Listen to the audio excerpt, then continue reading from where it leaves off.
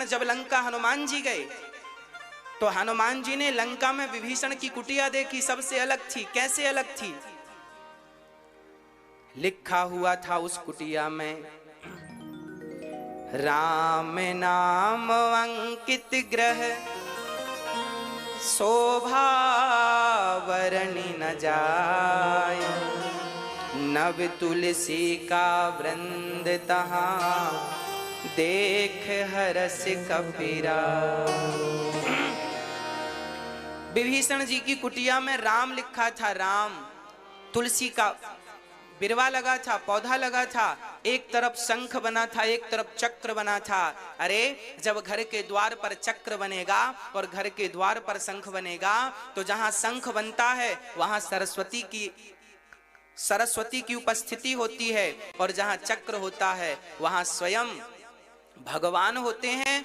और चक्र जैसे सबको काट देता है, उसी प्रकार आपके घर में आने वाली हर नेगेटिविटी को चक्र काट देता है। इसलिए लोग घर में चक्र अंकित कराते हैं।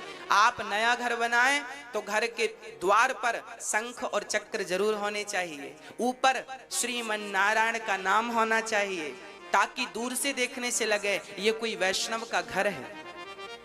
तुलसी सामने हो ताकि देखने से लगे ये कोई वैष्णव का घर है। हनुमान जी ने लंका में विभीषण के घर को देखकर पहचान लिया था कि ये किसी भगत का घर है। घर को देखकर पहचान लिया था। राम नाम लिखा था घर में, और आजकल कुत्तों से सावधान लिखते हैं घर में। इसलिए आप अपना नुकसान ना कीजिएगा मेरी मां। फैशन के चक्कर में अपनी संस्कृति, अपने संस्कार मत भूलिएगा। आप ये याद रखो कि ये भारत है, ये अमेरिका नहीं है, ये भारत है। यहां की मिट्टी, यहां की मिट्टी गुरु गोविंद साहब जैसे लोगों को प्रकट करने वाली है, महाराणा प्रताप जैसे लोगों को प्रकट करने वाली है, ध्रुव प्रहलाद को प्रकट करने वाली है। यहाँ की मिट्टी स्वयं भगवान राम और कृष्ण को प्रकट करने वाली है। अमेरिका की मिट्टी में इतनी ताकत नहीं है कि वो महाराणा प्रताप प्रकट कर दें। अमेरिका की मिट्टी में इतनी ताकत नहीं है कि वो गुरु गोविंद साहब को प्रकट कर दें। हाँ, इसलिए इस मिट्टी को समझो, ये कोई सामान्य मिट्टी नहीं है। इस मिट्टी की इज्जत किया करो। ये मिट्टी का अपमान ही तो है। आप अपने घर पे राम नाम ना लिखा के कुत्तों से सावधान लिखाएंगे तो ये मिट्टी का ही तो अपमान है। ये संस्कार नहीं होने चाहिए आपके। हाँ, इन बातों पे कोई लिखवाया हो तुरंत उसको कहना भाई ये सब सही नहीं है। अपने घर में श्रीमन नारायण लिखाओ, जय श्रीमन नारायण, जय सीताराम, जय राधे श्याम। शंख बनाओ, चक्र बनाओ, धनुष बनाओ, बाण बनाओ। घर के द्वार पर सुंदर भी लगेगा। क्या सुंदर नहीं लगता शंख चक्र? जगन्नाथपुरी मंदिर जाइए, मंदिर की गुम्मज पर ऊपर चक्र है। वो चक्र कौन सा है? भगवान श्री कृष्ण ने जिस चक्र से महाभारत में सारे लोगों को मारा, अर्जुन का सपोर्ट किया, वही वो चक्र आज भी भगवान कृष्ण गए तो अपना चक्र लेकर नहीं गए। जगन्नाथपुरी के मंदिर के ऊपर वही ओरिजिनल भगवान का चक्र रखा है, वही चक्र है वो। उस चक्र के को काट कर साइंटिस्टों ने ले जाकर रिसर्च की, किस धातु से बना। आज तक किसी को पता नहीं लगा किस धातु से बना।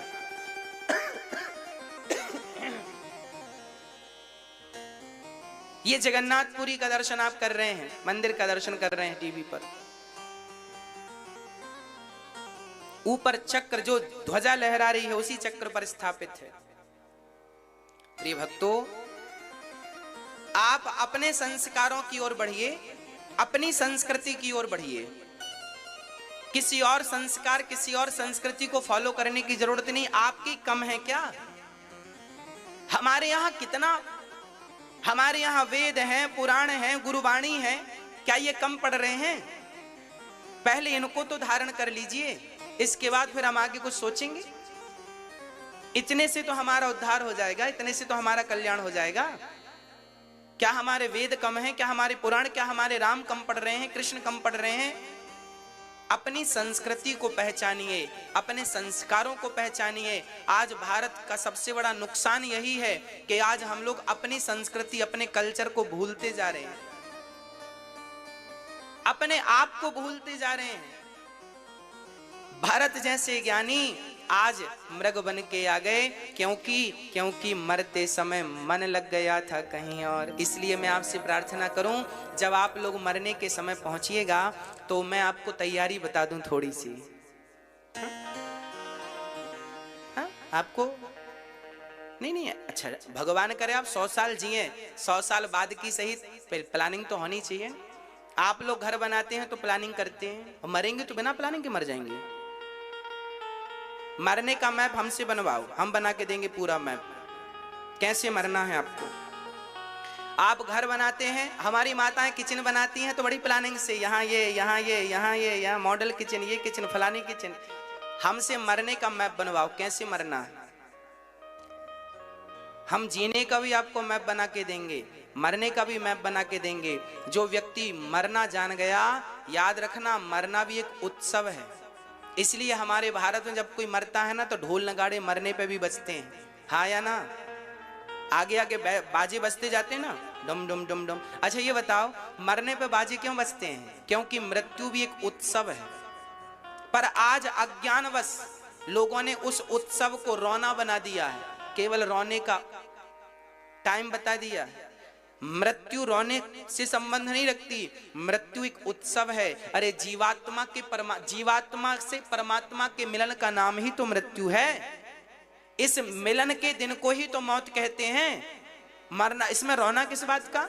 आइए स्पष्ट करते हैं। मरने का मैप सुनिएगा, मरने की प्लानिंग क्या होनी चाहिए। हम आपको मरने की प्लानिंग समझा रहे हैं, कैसे मरना होगा। जब मरने का समय निकट आए तो हमारे बड़े बुजुर्गों ने कहा है, इतना तो करना स्वामी, जब प्राण तन से निकले, गोविंद नाम लेकर मेरे प्राण तन से निकले, इतना तो करना स्वामी। श्री गंगा जी का तट हो, मेरा सांवरा निकट हो, मेरे मुख में तुलसी दल हो, जब प्राण तन से निकले, उस वक्त जल्दी आना, नहीं श्याम भूल जाना, मुरली मधुर बजाना, जब प्राण तन से निकले। हे नाथ, जब मैं मरूं तो यमुना का किनारा हो, गंगा का किनारा हो, मुख में गंगा का जल हो, मुख में तुलसी का दल हो। भगवान कृष्ण ने पुराणों में कहा है कि जिसके मुख में तुलसी का दल होता है, तुलसी का पत्ता और गंगा जल होता है, वो कितना भी बड़ा पापी क्यों ना हो, कितना भी बड़ा अभागा क्यों ना हो, यदि गंगा जल उसके मुख में है और तुलसी का दल उसके मुख में है और राम का नाम उसके जिह्वा पर, होठों पर है, तो कितना भी बड़ा पापी हो, मैं उसकी अधोगति नहीं होने दूंगा, मैं उसकी सदगति करूंगा। केवल इन बातों का वो ध्यान रखे। इसलिए तुलसी, हाँ, जब कोई मरे तो उसे सबसे पहले जमीन पर लिटा दो, गाय का गोबर लीप करके। अब तो गोबर की व्यवस्था नहीं है, घर इतने बढ़िया बन गए हैं कि गाय के गोबर से पत्थर को थोड़ी, इटालियन पत्थर में गाय का गोबर थोड़ी लगाएगा कोई। परंतु पद्धति यही है कि गाय का गोबर से लीप करके सामने वाले को, जैसे कोई दादाजी मर रहे हैं, उनको जमीन पर लिटा दो और बैठ के कीर्तन करो, श्रीमन नारायण नारायण नारायण, श्री कृष्ण गोविंद हरे मुरारी, हे नाथ नारायण वासुदेव। उस मृत्यु जिनकी होनी है उसके कान में भगवान का नाम पड़ेगा और वो नाम सुनकर मरेगा, तो उसके नाम के गया में श्राद्ध करने की जरूरत नहीं है, क्योंकि नाम सुन के मरेगा तो उसकी गति हो जाएगी, सदगति हो जाएगी, कोई दो मत संदेह नहीं है। और आजकल जब लोग मरते हैं ना तो घर वाले, परिवार वाले, रिश्तेदार मरने भी नहीं देते। हाँ, एक सज्जन मर रहे थे यहीं, अब वो पड़े जमीन पर, गर्मी का समय था। अब रिश्तेदारों को पता चला, लोग आ गए रोते रोते। अच्छा, मरते समय आदमी गजब तरीके से, माताएं बहुत विशेष रोती हैं। जब कोई मरने लगता है ना, तो माताओं का बहुत विशेष रोने का प्रोग्राम रहता है, विशेष प्रकार का रुदन रहता उस दिन। ऐसा रोना ना पहले कभी किसी ने सुना था, ना आगे कभी कोई सुनेगा। बेटी के विवाह में भी ऐसा रोना नहीं देखा जाता जैसा किसी के मरने पर रोना देखा जाता। एक आदमी मर रहा था और गांव घर वाले रो रहे थे, और इतनी भीड़ थी, आदमी नीचे पड़ा है और गर्मी का समय है, उसको थोड़ा हवा आने दो, थोड़ा ठंडक मिलेगी, थोड़ा सांस मिलेगी उसे। और घेर के बैठ गए, रोने लगे, और इतनी धक्का मुक्की हुई, कई लोग तो उसके ऊपर गिर गए, और जब ऊपर गिरे तो बढ़ू निपट गए। लो, अभी घंटे 2 घंटे और रहते, पर गिरने से निपट गए। और ये रोने वाले भी, आदमी मरा नहीं है और रोना चालू। एक सज्जन हिला रहे हैं हाथ पकड़ के, हमें पहचानो पहचानो। जब जिंदा थे तब शकल दिखाई नहीं, मरने लगे तो कह रहे पहचानो। क्या करेंगे तुम्हें पहचान के, मरने दो, जाओ। कोई पांव पकड़ के हिला रहा, भैया पहचानो पहचानो। नहीं पहचान रहा, लगता गया। ये जितने रिश्तेदार आएंगे, मरने वाले आदमी को हिलाएंगे जरूर। आप भी जाते होंगे किसी के मरने में तो जरूर हिलाते होंगे, पहचानो पहचानो। और सब यही कहते हैं, हमें पहचानो। उनमें से एक भी ये नहीं कहता, भैया मर रहे हो अब भगवान को पहचान लो, पर कोई भगवान की याद नहीं दिलाता। सब यही कहते नजर आते हैं, हमें पहचानो हमें पहचानो। अरे तुम्हें पहचान करके करेंगे क्या, क्या करेंगे बताओ। और देखो मेरी माँ, यहीं से दुर्गति शुरू होती है। माना कि हम आपको देखते देखते मर गए तो क्या होगा। माना कि आपके दादाजी आपको देखते देखते मर गए तो क्या होगा। अरे भाई, ये दुनिया वालों का कुछ नहीं बिगड़ना।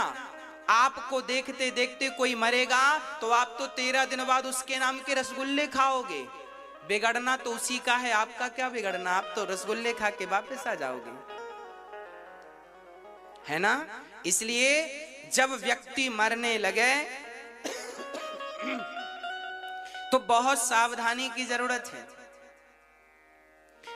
उसके सामने राम का चित्र रख दो, उसके सामने तुलसी का, उसके मुख में तुलसी दल गंगा जल डाल दो और कीर्तन करते रहो प्रेम से बैठकर, श्री कृष्ण गोविंद हरे मुरारी, हे नाथ नारायण वासुदेव। कीर्तन करो करो, कीर्तन सुनते सुनते, भगवान का नाम सुनते सुनते प्राण निकलेंगे, सदगति हो जाएगी। और जब उसकी सदगति आपके भगवान का नाम लेने से हुई तो उसका पुण्य आपको भी प्राप्त हो जाएगा। और उसके बाद फिर आपको जितना जी करे रो लो, पहले से क्यों रोना, अभी मरा थोड़ी है। कीर्तन करो, अभी भगवान का नाम लो। अभी अब जब लोग आज उल्टा करते हैं, आज जब आदमी पूरे ही मर जाता है तब कंधे पर रख के बोलते हैं राम नाम सत्य है। अब ये राम नाम सुनवा किसे रहे हो। जिंदा था तब तो तुम्हारे मुंह से निकला नहीं राम नाम, अब मर गया तो राम नाम सत्य। राम नाम सत्य तो है ही, झूठा थोड़ी है। अरे भाई, जिंदा था तब उसे राम नाम की जरूरत थी और अब मर गया है ना, ले जा रहे हैं लोग। अच्छा, मरने वाले व्यक्ति को जब ले जाते हैं ना तो वहां भी बहुत बड़ी शिक्षा छिपी होती है। हमारे यहाँ तो मुर्दे के ऊपर मखाने बरसाने की परंपरा है। आपके यहाँ है कि नहीं? मखाने बरसाते हैं कि नहीं? मखाने और पैसे भी, हाँ या ना? हाँ, चलिए, इससे पता चलता है हम भारत में हैं।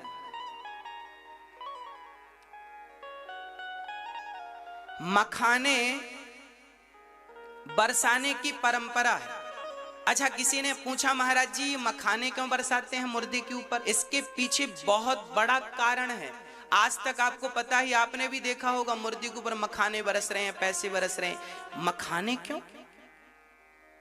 कारण है, मखाना जो होता है ना बिल्कुल फूला रहता है। मखाना कैसा होता है? बिल्कुल फूला रहता है। और मखाने के ऊपर पांव रख दे कोई तो पिचक जाता है, बुरा बन जाता है कि नहीं? हाँ, मुर्दे के ऊपर मखाने इसलिए बरसाए जाते हैं ताकि दुनिया वालों को मैसेज दे सकें कि भाई देखो, पूरी जिंदगी ये व्यक्ति मखाने की तरह फूला फूला घूम रहा था, देखो आज पिचका हुआ पड़ा है, किसी काम का नहीं है, उठाकर हम लोग ले जा रहे हैं। ये अपने पांव से भी नहीं चल सकता, हम कंधों पर ले जा रहे हैं। इसलिए आप मखाने की तरफ यूं फूले फूले ना घूमना, हाँ, मखाने की तरह नहीं घूमना। अहंकार एटीट्यूड में ना जीना, ये अहंकार का सूचक है मखाना। और पैसे बरसाते हैं, पैसे बरसाने का सबसे बड़ा कारण है कि आदमी पूरी जिंदगी पैसों के लिए भागता है और जब मर जाता है तो उसके ऊपर पैसे इसलिए बरसाए जाते हैं ताकि दुनिया वालों की आंखें खुलें। देखो, जो व्यक्ति पैसों के लिए रिश्ते बिगाड़ता रहा, जो व्यक्ति पैसों के लिए भ्रष्टाचार करता रहा, जो व्यक्ति पैसों के लिए रोता और मरता रहा, जो व्यक्ति पैसों के लिए भागता रहा, आज पैसे उसकी छाती में पड़े हैं लेकिन वो उठाने को तैयार नहीं है। ये दुनिया वालों को संकेत देने के लिए, मैसेज देने के लिए, शिक्षा देने के लिए उसके ऊपर पैसों की बरसात की जाती है। पूरी जिंदगी व्यक्ति पैसों के लिए रोता रहा, रोता रहा, रोता रहा, परंतु कहते हैं ना, पूरी जिंदगी करता रहा धन धन धन धन, ये मेरा धन, ये मेरा धन। कब तक करेगा धन? बोले जब तक ना हो जाए निधन। नी प्लस धन बराबर निधन।